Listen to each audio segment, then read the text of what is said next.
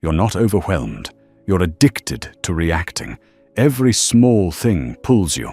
A comment, a look, a message, and you respond. Again, and again, and again. Not because it matters, but because you've trained yourself to respond to everything. And you think it's normal? It's not. It's control. Because the moment something can disturb you, it can control you. That's the rule. No exceptions. Look at your day. Be honest. How many things actually matter? 2? Maybe 3. Then why does everything affect you? Why does one message change your mood? Why does one person's tone stay in your head for hours? Why does one small situation ruin your focus? It's not because those things are important. It's because you react automatically. No filter, no control, just impulse. You replay conversations that are already over. You prepare for problems that don't exist. You carry opinions that don't move your life forward. And you call this thinking. It's not. It's noise. Let's break this illusion. Thinking moves you forward. Noise keeps you stuck. If your thoughts don't lead to action, they're useless. If they just repeat, they're a loop. And loops don't make you smarter. They drain you. And here's the part most people won't accept. Most of your thoughts aren't even yours. They're reactions. Someone said something. You reacted. Now your mind is stuck on it.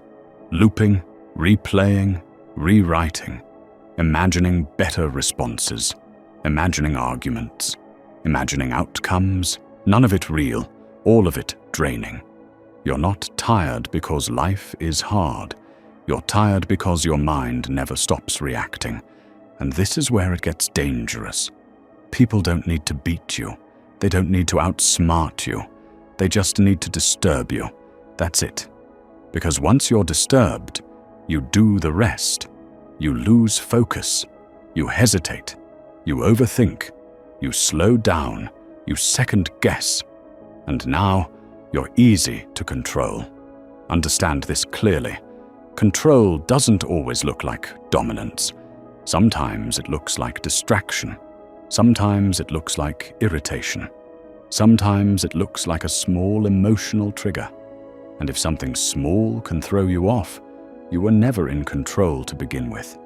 The more things that affect you, the less control you actually have. Now here's the fix. Not by adding more habits, by removing what's unnecessary. First, stop reacting to everything. Not everything deserves your attention. Most things don't. Every time you react, you're telling your brain, this matters, even when it doesn't. So your brain learns, everything matters. Everything needs attention. Everything needs energy. And now you're overloaded by things that should have been ignored. Second, drop opinions that don't matter. If it doesn't affect your direction, it's noise. Someone's opinion about you? Noise. Random arguments online? Noise. Things that don't change your actions? Noise. But you still carry them. Why? Because you reacted once, and now your mind won't let go. Third, ignore small triggers. Most things that bother you are irrelevant. You just gave them importance. That look someone gave you doesn't matter. That tone in a message doesn't matter. That slight disrespect you think happened? Most of the time, it's in your head. And even if it's real, not everything needs a response. Reaction feels powerful. Control is silence. Fourth, stop overthinking. That loop in your head, that's not intelligence, that's fear. Overthinking is just delayed action. You keep analyzing because you don't want to act. Because action has risk. And thinking feels safe. But safe doesn't move your life forward. Fifth, detach from outcomes. Do the work, but stop needing things to go your way. Because the moment you need something, you lose control over it. If you need approval, people control you. If you need validation, people control you. If you need a specific outcome, the situation controls you. Need creates dependency. Dependency kills control. Now understand what happens when you fix this. Your mind gets quiet, not empty. Quiet, and quiet minds don't react. They decide. You stop explaining yourself. You stop chasing validation. You stop repeating things just to be heard. You say it once, clear, direct. And if it doesn't land, you leave it. Because the moment you try to prove something, you've already lost your position. Needing to prove is weakness. Being understood is optional. Now let's go deeper.